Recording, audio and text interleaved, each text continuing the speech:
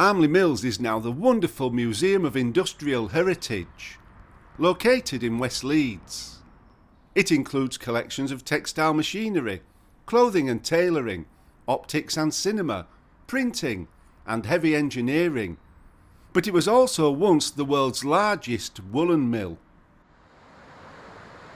Lying at a point below Dunkirk Hill and the south bank of the River Aire, it was ideally located where the river is falling.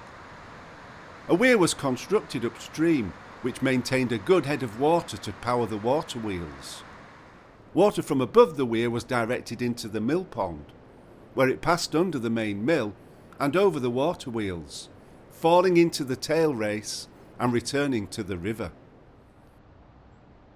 The earliest record of Armley Mills dates from the middle of the 16th century, when Clothier Richard Booth leased Armley Mills from Henry Saville.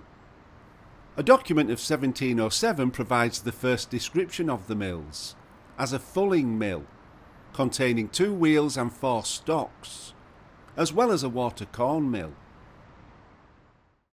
A fulling mill worked in a similar way to the manual process it replaced.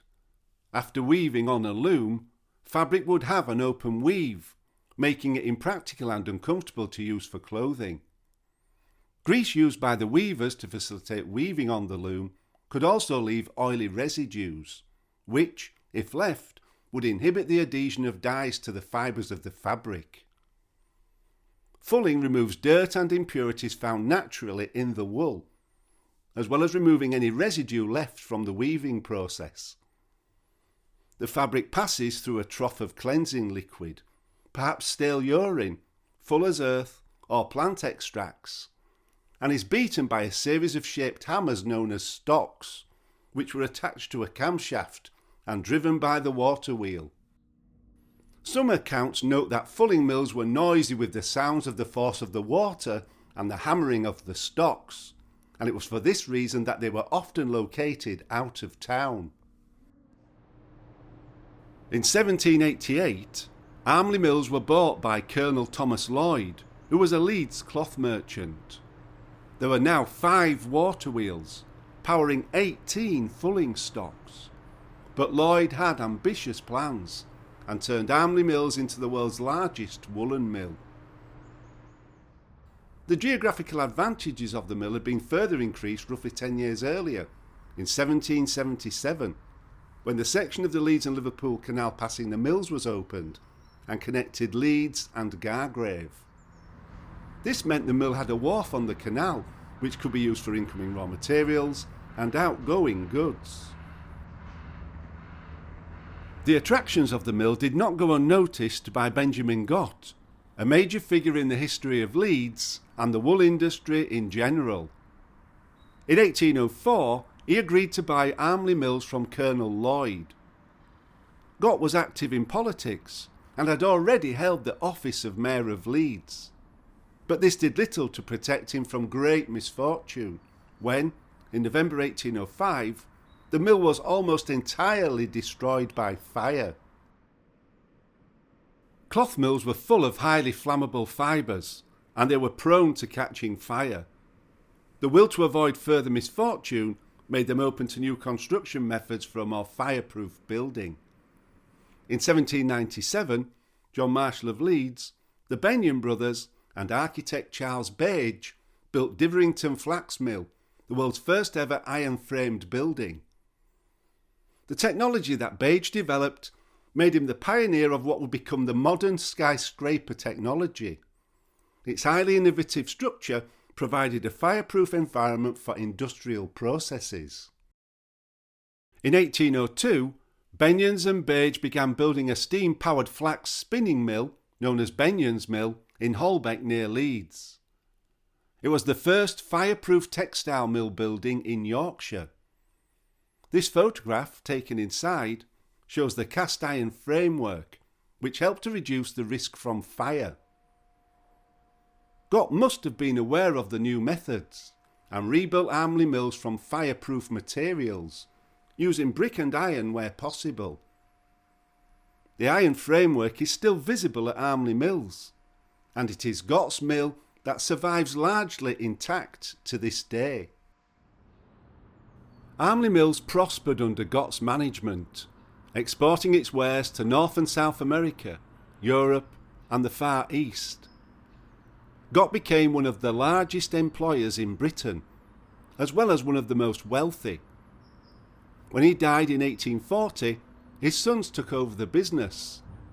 They introduced the first steam engine to Armley Mills in 1850 to supplement, not replace, the water wheels, which continued into the 1880s. From the 1860s, the mill was leased to Kinnear, Holt and Company, who installed spinning machinery. During the 1880s and 1890s, various tenants occupied the mills, engaged in a variety of trades, usually, though not always, related to the textile industry. In 1907, the firm of Bentley and Tempest, who had been one of several tenants, took over the whole building. Amazingly, one of the firm's founders, Steward Tempest, actually began his working life at Armley Mills at the age of 6 in the 1840s, when his parents were both weavers living on Thieker Lane in Armley. The censuses show that aged 12, Steward is employed as a scribbler filler at the mill. He has moved to Mistress Lane in Armley with his father, who was remarried after his first wife's death and is now a boot and shoemaker. 10 years later, and aged 22, Steward Tempest is also married to Mary Wells and is living near Black Dog Mills in Hunslet. The couple have a 3-year-old child called George William and an infant called James. Steward's occupation is a slubber in a mill. Aged 33 and still living in Hunslet, Steward has now moved into supervisory management. He is employed as an overlooker. Steward and Mary now have 4 sons. By 1881, Steward Tempest and his extended family are living in Bramley at New Scarborough, and he has risen to the rank of woolen mill manager. Within 10 years, aged 53, his life had turned full circle. He is back in Armley, but now as a woolen manufacturer at Armley Mills. His career is a rags to riches story. From humble beginnings, when he passed away in 1906, his portion of the business was worth a massive £7,560, and it was passed to 3 sons, George, James and John. Steward's eldest son, George, had joined him in the business sometime in the preceding decade, and by 1901, George and his family were living in the middle of the 3 cottages at Armley Mills. It's the property with the bay window on the right in this view. George and his wife Martha Ann now had a large family of their own. This is a photograph of the family. Differing slightly with notes on Leodis, I think this is George sitting in the centre of the photograph with his wife standing to the right. His son Bertie is standing at the back behind him, and Lily is sitting in front. The 2 people at the outer edge of the photo are perhaps Florrie May and Ernest, with James and Wilfred absent. The photo was taken at this spot in around 1910. The bay windows of the properties were removed when Armley Mills was converted to Leeds Industrial Museum. In the intervening years, the upstairs of the cottages were knocked through to create offices. However, the downstairs have been preserved to show how the houses may have looked when inhabited. Armley Mills remained a family-run business throughout the first half of the 20th century. In this photograph of the management team from 1946, 3 members of the Tempest family are included. Sitting from the left is James, Ernest and Lily Tempest. Unfortunately, like many other textile mills, Armley Mills could not cope with the combination of the loss of markets as the British Empire split up, the increase of competition from abroad, and the increasing use of man-made fibres. In 1969, the mill finally closed as a business. Initially, the mills began to fall into a state of disrepair until, in recognition of its historic importance, it was bought by Leeds City Council. After a long period of redevelopment, Armley Mills finally reopened in 1982 as Leeds Industrial Museum. Today it is a valuable educational resource, particularly for school children, offering a variety of programmes that bring history to life. The extensive range of exhibits make it an engaging learning environment for visitors of all ages.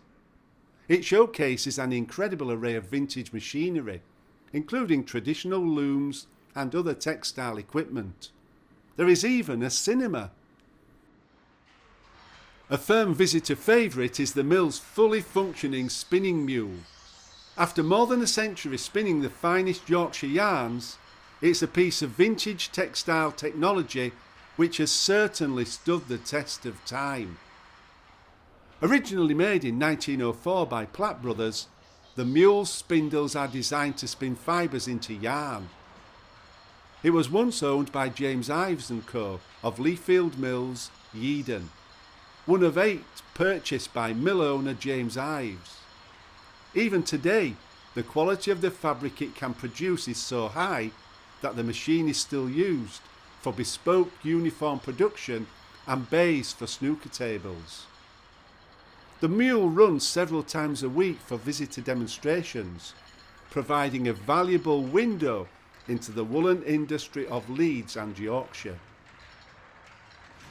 I would encourage everyone to go along and sample the incredible history on show at Armley Mills. The team there are really welcoming and the exhibits are superb. I hope you've enjoyed this look into the history of Armley Mills. 2 follow-up videos are planned, so look out for them on the channel. Thank you for watching.